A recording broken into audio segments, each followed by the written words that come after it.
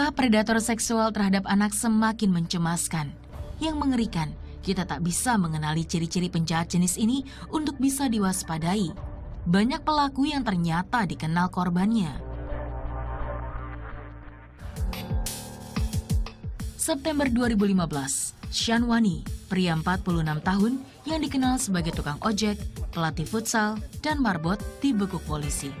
Ia terpergok mencabuli seorang anak di musola di Bilangan Kelapa Gading, Jakarta. Belakangan diketahui korban Shanwani mencapai 26 anak. Mei 2014, Kepolisian Resort Sukabumi Kota menangkap Andri Sobari alias Emon. Pria 24 tahun ini tercatat telah mencabuli ratusan bocah laki-laki berusia 6 hingga 13 tahun. Emon pun dijerat hukuman penjara selama 17 tahun dan denda sebesar 200 juta rupiah. November 2014, polisi menetapkan Asep Kamaludin sebagai tersangka kasus pencabulan anak. Guru ngaji ini kemudian terungkap telah melakukan kejahatan seksual terhadap 29 korban. Asep dijerat hukuman penjara selama 15 tahun dan denda sebesar 200 juta rupiah. Menurut data dari KPAI, kekerasan terhadap anak ini meningkat setiap tahunnya. Kalau misalnya kita lihat di tahun 2011 terjadi sekitar 2.000-an kasus lebih. Kemudian 2012 meningkat menjadi 3.500 ke atas. 2013 meningkat lagi menjadi 4.300 ke atas. 2014 meningkat lagi 1.000 menjadi 5.000 dan di tahun ini sudah mencapai 6.000 lebih. Nah untuk itu kita sebagai masyarakat dan juga orang tua bagaimana kira-kira kita bisa memerangi kekerasan terhadap anak dengan cara mengajarkan anak bagaimana melindungi diri dari predator seksual.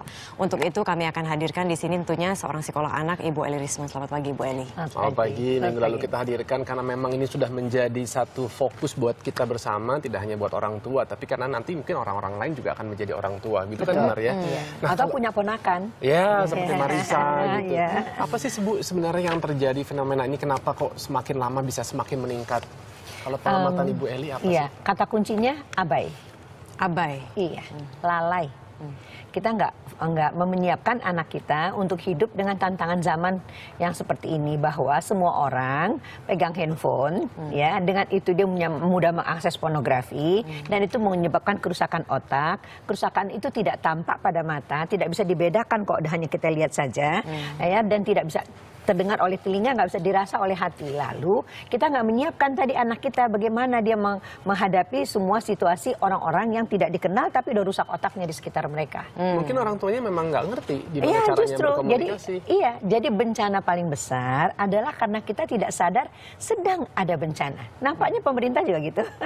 Jadi tidak sadar bahwa jadi kita bicara kemana-mana kita nggak mau mengakui penyebab utamanya apa dulu, kerusakan otak. Seminarnya diselenggarakan di auditorium Depkes. Tapi Depkes kan belum mengakui bahwa kerusakan otak karena pornografi adalah penyakit. Kalau sakit mata saja, ujung tangan saja luka, kita sebut luka, penyakit. Bagaimana dengan otak yang rusak? Jadi sekarang kita korbankanlah anak-anak kita karena ketidaktahuan. Jadi sekarang kita bekerja sama bagaimana melindungi anak kita dulu, memberikan pengertian pada orang tua, gitu, bahwa anak-anak kita perlu sekali mendapatkan pemahaman bagaimana dia mengenali tubuhnya, mengenali dirinya dan menjaga diri. Berarti cara mengajarkannya yang paling pertama, paling mendasar apa, Ibu Eli? Ya, pertama sekali ya anak-anak memerlukan perhatian dan kasih sayang. Ya, karena gitu pelaku ini biasanya orang terdekat. Ya, dengan dua cara. Kalau tidak membujuk, mengancam. Tadi disebutkan Emon ya, Ibu mengirimkan tim kami 20 orang ke sana pada saat Emon. Nah, waktu Emon ditangkap itu anak-anak sedih. Karena Emon adalah pemberi kasih sayang. Emon temenin main layangan, Emon bikin PR, Emon main, Emon jajan sama-sama, Emon semuanya. Jadi dapat kasih sayang mereka dari Emon, sehingga mudah terbujuk. Iya, jadi mengisi relung jiwanya dulu kan ya dengan kasih sayang. Kemudian agama nggak bisa enggak, kan? Menahan pandangan, jaga kemaluan, harus bersikap baik, menjaga diri gitu ya. Yang ketiga adalah kemampuan berpikir kritis. Kemampuan berpikir kritis, iya. Ini kenapa ya? Kenapa orang ini mau dekat sama aku ya? Dia mau ngapain ya? Gitu. Itu dengan menggunakan banyak sekali kalimat bertanya. Menjelaskan kalimat bertanya, menjelaskan kalimat bertanya. Tapi dengan basic ini tadi ya, attachment ya, kelengketan ya. Kasih sayang nomor 1. Iya, tapi kok dari mana anak dapat kasih sayang kalau kita subkontrakkan terus dia ke tangan orang lain? Ke neni atau ke siapapun. Kakek nenek ya. Yang keempat adalah mandiri dan bertanggung jawab. 4 hal ini selamat anak kita. Oke, mandiri. Tapi 4 hal ini sebetulnya justru yang jarang dilakukan. Tercecer, abai, lalai. Kalau misalnya berpikir kritis itu seperti apa ya Bu ya? Misalnya yang secara mungkin kita bisa praktekkan juga gitu. Boleh. Orang tua tuh bisa ngajarin anak seperti apa? Mungkin saya dan Adrian jadi anak lah ya. Oke. Untuk hari ini. Jadi gini ya sayang. Jadi pertama mama mau bilang, Adrian laki-laki, kamu perempuan. Diciptakan Allah berbeda. Karena nanti laki-laki jadi ayah, anak perempuan jadi ibu. Jadi ibu menyusui, jadi ibu punya payudara yang besar ya. Tubuhnya berbeda, otaknya juga beda otaknya. Gitu. Nanti kita ceritakan lebih detail ya, karena kita sekarang akan ke arah kejahatan seksual. Jadi setelah kita ajarkan tubuhnya berbeda, berkali-kali kita ajarkan tubuhnya berbeda, lalu kita bilang, kamu nak berdua sangat berharga buat ayah sama mama. Oke? Ayah sama mama tidak mau kamu disentuh oleh sembarangan orang. Oke sayang, jadi ada 3 jenis sentuhan. Oke. Sentuhan pertama adalah sentuhan baik. Sentuhan kedua, sentuhan yang bingung, bikin kamu bingung. Sentuhan ketiga adalah sentuhan buruk. Ada 3B. Sentuhan apa sayang? Baik, bingung, buruk. Iya, sekarang ya kita praktek boleh? Boleh. Oke, sama Marisa aja? Boleh, boleh, Oke, Bu. boleh. Oke. Jadi, Iya. Maaf ya Pak. Katanya tadi jadi Adrian anak. Iya, tapi oke, Tapi saya kalau lihat mau sini sekalian ya. dia boleh. Iya, Jadi Adrian oke, lihat. sentuhan baik adalah yang menyentuh tubuhmu dari bahu ke atas, dari lutut ke bawah. Dari mana sayang? Dari bahu ke atas, dari lutut ke bawah. Ya, sentuhan yang membingungkan adalah yang menyentuh tubuhmu dari bawah bahu. Dari bawah bahu. Tangannya begini, dari bawah bahu ke atas Lutut. Itu sentuhan apa sayang? Bingung. Oke, sentuhan yang buruk adalah yang menyentuh tubuhmu, tangannya disilang, ya, dari yang ditutup pakaian renang, tangannya ke belakang begini. Oke. Karena kalau begini susah. Oke. Ya, sampai situ jelas. Iya. Sekarang Mama tanya, sentuhan baik dari mana sayang? Sentuhan baik dari bahu ke atas, dari lutut ke bawah. Sentuhan yang bingung kan? Dari bawah bahu sampai atas lutut. Sentuhan yang buruk? Yang Menyentuh pakaian tubuhmu yang ditutup pakaian renang. Pinter sekarang. Nah ini yang penting sekali bahwa orang tua selalu menganggap begini nih. Udah saya bilangin sama anak saya berkali-kali saya bilangin. Maksud lo? Anak nggak cukup dengan dibilangin kan otaknya belum bersambungan gitu. Jadi kita harus memperagakan seperti yang kita lakukan barusan, dipraktekkan. Oke, Sejak sekarang. umur berapa Bu bisa diperkenalkan seperti ini? 2,5 tahun, 3 tahun kan sekarang korban balita. Paling kecil umur 2 ya Bu ya? 2,5. Mana sentuhan baik gitu. Baik. Dari tini ke tini, dari tini ke tini, dari lutut kemana? Kaki gitu. Iya, oke. Kok yang segitu nanti kita ajarin lagu belakangan boleh nggak? Iya Ibu. Tapi kita harus jeda Oke, sejenak Bu. oke. Tapi kita akan balik lagi, jangan kemana-mana karena kita masih akan membicarakan bagaimana cara melindungi anak-anak kita dengan cara mengajarkan anak-anak kita melindungi diri dari predator seksual. Jangan kemana-mana, tetap di MS.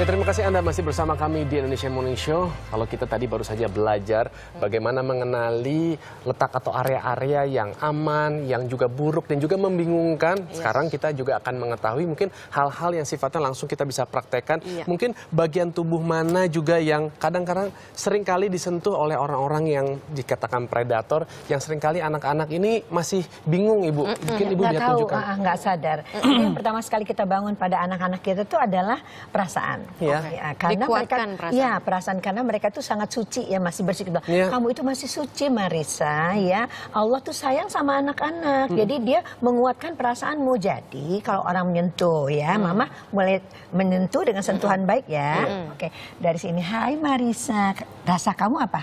Perasaannya? Nggak apa-apa. Oke, jadi terus Mama begini nih, atau misalnya orang itu begini, aduh Marissa sudah besar ya, lebih tinggi dari tante. Terus, nah tangannya ke sini, Marissa tangannya dia apa nih? Ya, bingung. Nah, Marissa kalau bingung kan? Nah, jadi Marissa harusnya bereaksi bagaimana?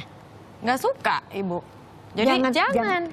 Iya, tapi yang mesti tegas, tegas ya. Sekarang kita praktek ya.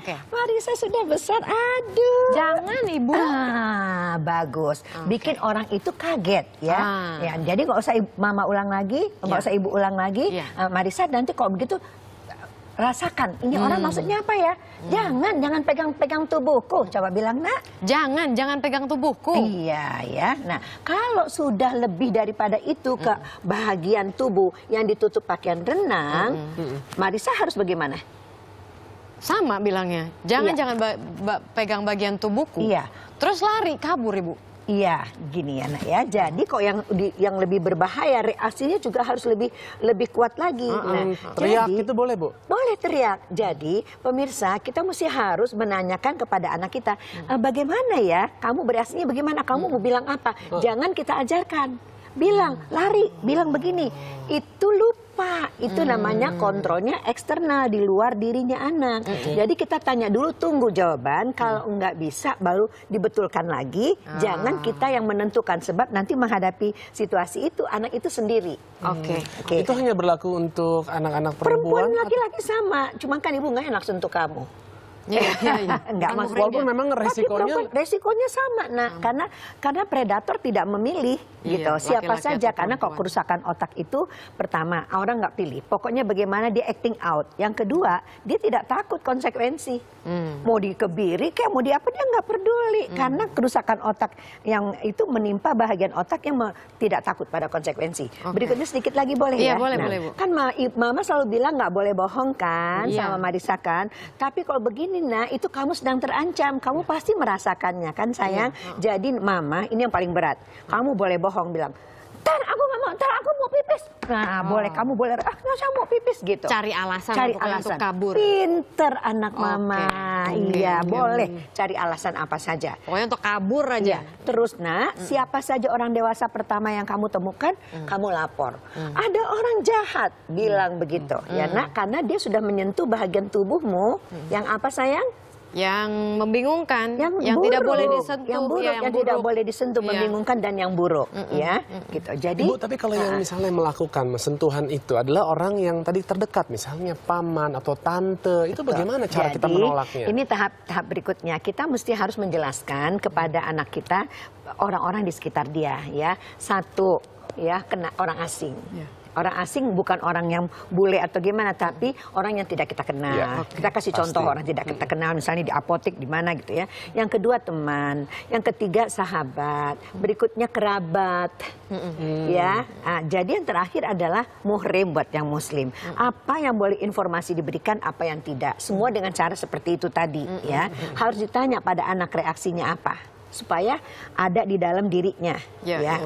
Kemudian dan buat kerabat pun apa yang boleh disentuh dan apa yang tidak boleh disentuh. Jadi kalau misalnya anak-anak yang kecil, tadi kita bisa menggunakan ini dengan teknik 3B. Apa itu? Iya, bermain, seperti tadi bermain, bercerita, kita bisa mengarang-ngarang cerita, atau bernyanyi. Bernyanyi itu gimana, Ibu? Mungkin kita duduk lagi, Bu. Silakan, Ibu. Bernyanyi gimana? Kita diajarin, Bu. Bernyanyi, jadi kita bisa misalnya Ibu bikin yang sangat sederhana, ya. Ini tubuhku sangat berharga, hanya disentuh oleh ibu dan ayah. Ku jaga tubuhku, ku jaga selalu, agar hidupku riang bahagia. Ya suka-suka deh tuh reaksinya yang gembira. Kenapa dengan bernyanyi, Bu? Karena itu memang tekniknya untuk anak-anak gini. Oke, ikut ini Bu, boleh nggak begini?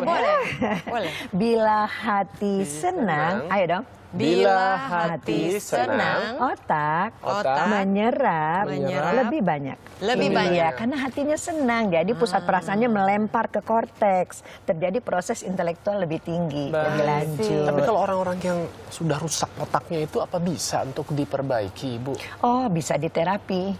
Bisa diterapi. Bisa diterapi. Oke. Walaupun memerlukan waktu yang sangat panjang. Di tingkatan mana kan dia ada level-levelnya ya.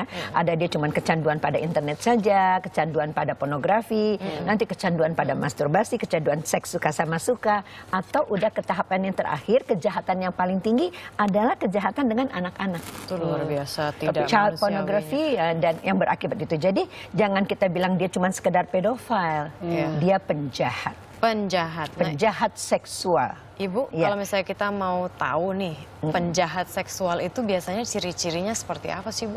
Jadi kita sebagai orang tua juga, oh ini kayaknya udah aneh nih, udah mulai bikin saya nggak nyaman, bikin anak saya nggak nyaman. Dari mata, dari kelakuan. Kalau dia ngomong dia nggak bisa lihat tatap mata kita. Nggak bisa tatap mata. Iya, karena Terus? dia udah banyak melakukan kesalahan dengan matanya. Jadi kayak nggak fokus gitu. Nggak fokusnya gini, mengalihkan gitu. Karena mata itu udah dipakai untuk melihat yang tidak baik. Terus dia agak clumsy, yang nggak jelas gitu. Terus kemudian dia suka memperhatikan anak-anak dan mulai membujuk atau apa. Nah itu anak tadi kita belum bicarakan tentang mengancam dan membujuk. Oke, mengancam dan membujuk seperti Jadi apa, kalau Bu? misalnya orang itu membujuk, jadi gimana? Kita dekat sekali Marisa, oke? Iya. Marisa tuh dulu di dalam perut mama. Nah, kamu juga anak di dalam perut mama, ya. Jadi kita dekat sekali. Kalau terjadi apa-apa, tidak ada rahasia, oke? Rahasianya cuma antara kita berdua. Ya, ada orang yang membujuk kamu ataupun yang mengancam kamu, bilang sama mama ya, Adrian jangan enggak ya nak, ya. Orang bisa bilang, kamu nggak boleh bujuk, nanti saya bunuh ibu, bohong, bohong. Oke, ada yang mengancam apapun, bilang mau bunuh mama, mau santet ayah, kamu bilang sama mama ya nak, ya. Keterbukaan Ya, antara anak kamu dan diam aja, kamu kok dibilangin gitu, misalnya kamu di dalam hati kamu bilang apa sayang, kamu bilang apa? Bohong. Ya, apa sayang? Nggak mungkin, gitu ya. Ini sebetulnya ibu nggak boleh nih ngasih tahu, mestinya ibu dengar dari Adrian dia ngomong apa gitu. Nah, terus kamu bilang kemana kamu sayang? Kamu ngomong sama siapa nak? Sama orang tua. Sama mama. Kamu bilang ada orang yang bujuk aku, ada orang yang ngancem aku.